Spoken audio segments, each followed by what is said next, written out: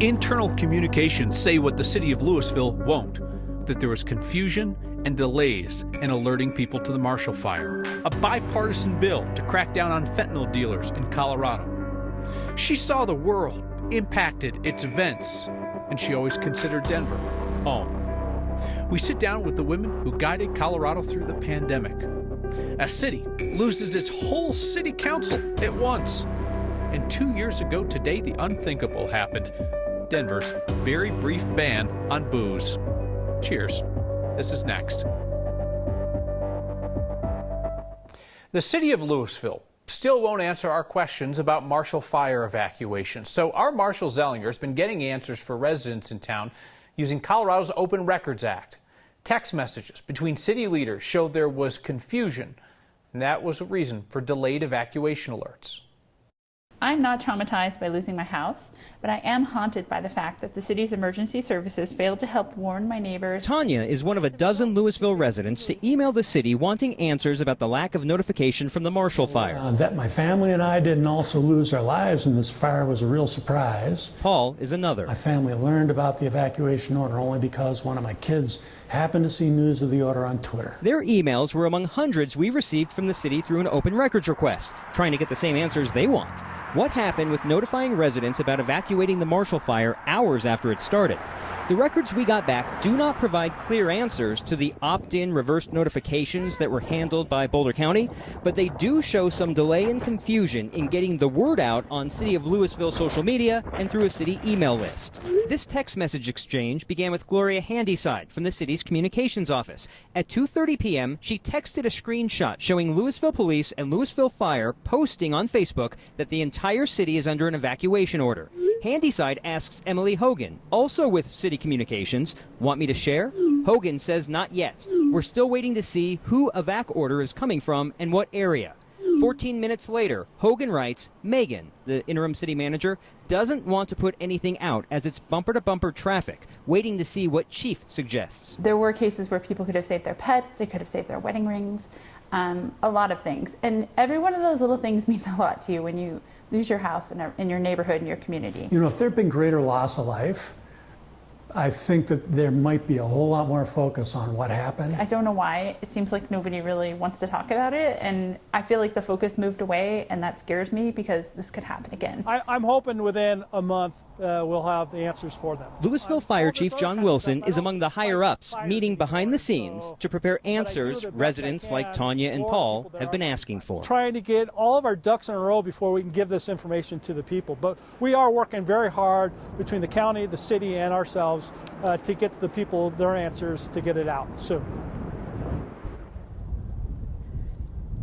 Here's one other text message from someone in City Communications to someone who was actually at the Emergency Operations Center. She's saying there isn't an evacuation order from the county for Louisville, but she's checking. That was at 2:04 p.m., and by then, all but one area of Louisville had already received the reverse notification. So clearly, Kyle, I've got my work set out for me for going through these emails and text messages and trying to get the answer for why the city was being told one thing, especially with someone in the office where those reverse notifications were coming from, when something else was really happening. Or Marshall, somebody with the city of Louisville could just pick up the phone and say, hey, we've had a change of heart. Come on in and ask us some questions. We'll give you the best answers we can because it was a challenging situation. We want to be forthright. After a couple months of going through these records and finally talking with some people from the city, it sounds like we may be closer to that than I was at the end of January for sure. Appreciate your work on this, Marshall. Thank you. There's a bipartisan bill in the works to increase penalties for fentanyl dealers in Colorado. That's according to our partners at Colorado Politics, who saw a draft version of this. It would make possession of any amount of fentanyl with intent to distribute a felony. The bill would not increase penalties for fentanyl users. That's been a misdemeanor ever since a 2019 bipartisan law that Republicans are now blaming for the spike in Colorado's fentanyl deaths. Colorado has seen 2 recent incidents with multiple deaths in one place at one time believed to be from fentanyl. 5 people died at that apartment complex in Commerce City. Investigators have said the victims probably thought they were taking something else, perhaps cocaine, but it was laced with fentanyl. A bill to cement abortion rights in state law is headed to the governor, who's expected to sign it. The result on this was never in doubt, despite almost 2 full days' worth of debate in the state legislature. Despite claims by Republicans that the bill is the most radical abortion rights measure in America, it simply puts Colorado's existing rights into state law in case Roe gets overturned. Today, all Democratic senators voted in favor of it. Every Republican senator was opposed. Former Secretary of State Madeleine Albright, who grew up in Denver, has died following a long battle with cancer. Albright was the first female Secretary of State in American history. She lived in Denver after her family fled Czechoslovakia not long after World War II. She spent her teenage years in Denver as well, graduated from Kent Denver High School. That's where she founded the school's International Relations Club and was its first president. She knew what she wanted to do. Her family is a large part of DU history. Her father was an international studies professor at DU. He's the namesake of the Joseph Corbell School of International Studies. This is a tiny woman who was so powerful. She's just so sharp, so warm, so quick, funny when she wanted to be, acerbic, irreverent, but just incredibly determined person.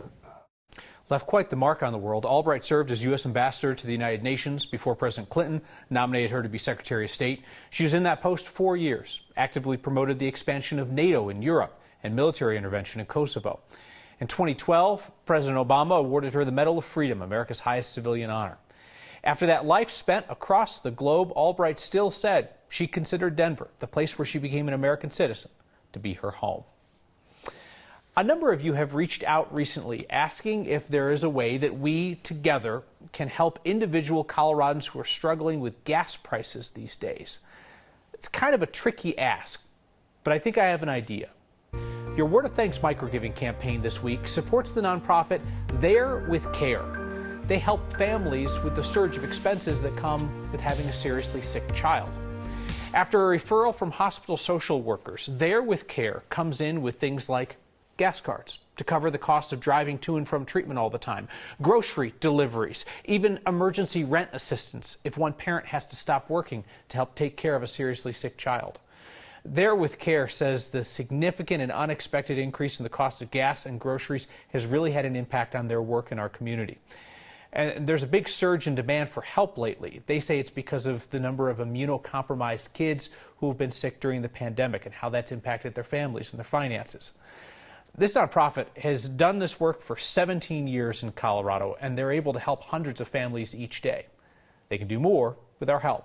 So scan the QR code on your screen or text the word THANKS to 303-871-1491. I'll send you that link to donate. As always, I'll match the first 50 people who come in with $5 to get us rolling.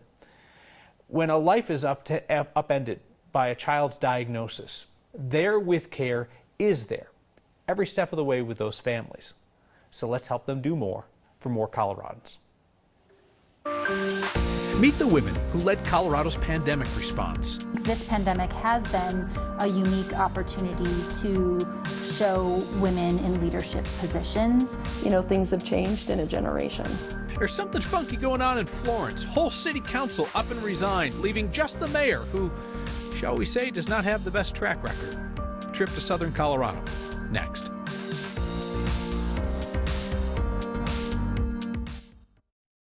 Tonight, we have the rare opportunity to hear from some of the key decision makers inside Colorado's response to COVID. The women calling the shots during an unprecedented crisis. They sat down with our Anusha Roy.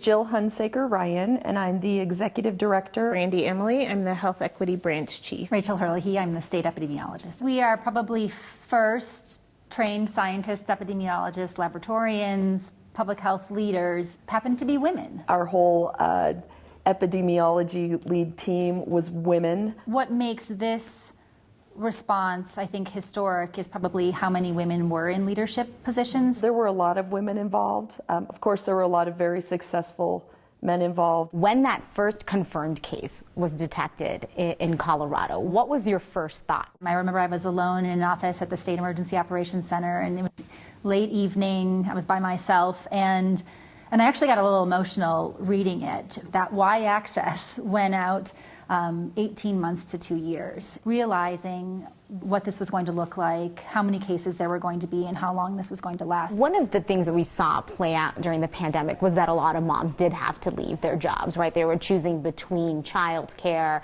and their careers. So how much was that a part of the conversation within CDPHE? We are all mothers.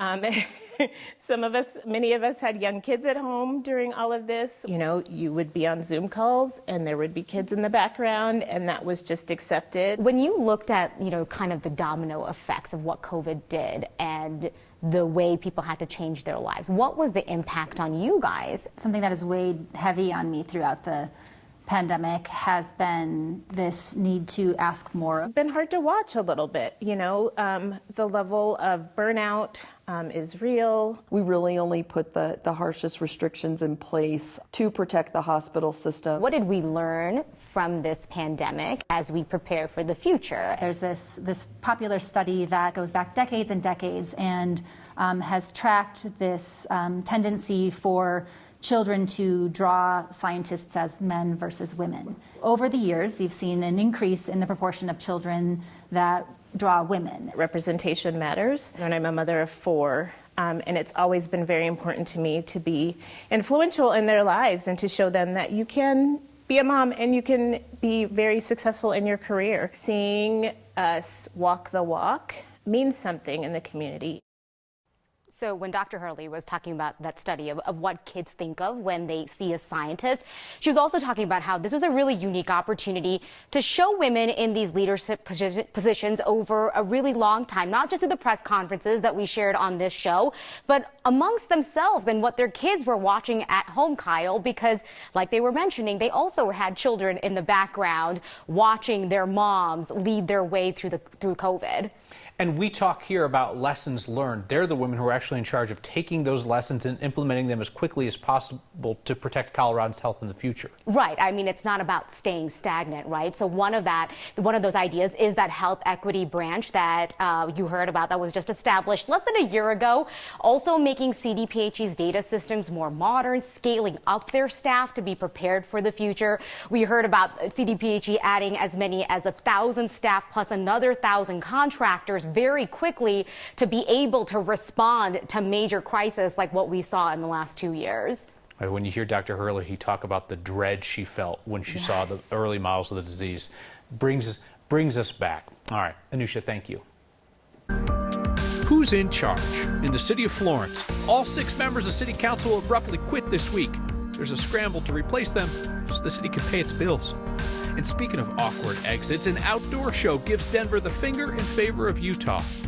But first, we remember a harrowing moment in history 2 years ago today. But the reality is that we do not see that as an essential service. Tonight would be the opportunity for you to go grab supply if you need a resupply.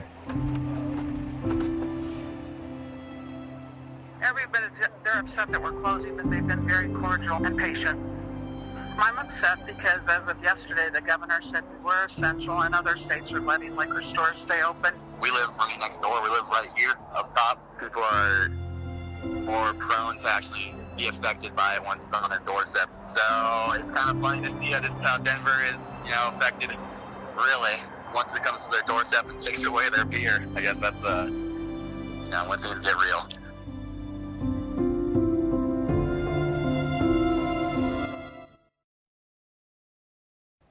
If you live down in the city of Florence, Colorado, and you would like to be on city council, please do, because the whole city council quit this week. They resigned en masse. All 6 of them tell our partner station KRDO in the Springs that they tried and failed to get an investigation into corruption in the city. They say there's missing taxpayer money, illegal wiretaps inside City Hall, and allegations of sexual harassment against the former city manager, Mike Patterson. So city council just up and gone. This now leaves Mayor Paul Villagrana as the city's only elected official. So hope the mayor's a steady hand, right? He used to be on city council until he resigned in 2019 because he told the clerk that he liked watching her walk away to get him coffee. He tried explaining that away to KRDO's Chelsea Brensel when she asked him about it last night. What I meant by it was, I like to see her walk because she wears her hair with the bun up here. And when she walks, that bun bounces up and down. You notice I have no hair. I'm attracted to people with hair. So what can I tell you? So you're saying that you said it to a person that you were attracted to? No, I just said it to a person that gets coffee for the city council. Pray for Florence. The mayor says he will not resign. People are asking him to get out too. Right now, the city of Florence can't city because it doesn't have a quorum that's needed to pay its bills. The interim city manager says they need a special election for all 6 city council seats. Date TBD. The outdoor retailer trade show came to Denver from Salt Lake City in protest of efforts to chip away at public lands in Utah. Well, today the show announced it's leaving Colorado for its ex, despite continued efforts to scale back protections for beautiful wild places in Utah. Denver and the Colorado Convention Center have hosted the outdoor retailer trade show since 2017. It's estimated to have brought tens of millions of dollars into Colorado each year. 24 outdoor recreation companies, including Patagonia, REI, and North Face, had threatened to boycott the show if it went back to Salt Lake. Democratic Governor Jared Polis's office responded to the show's diss today by saying that Colorado is going to focus on other opportunities in the outdoor industry.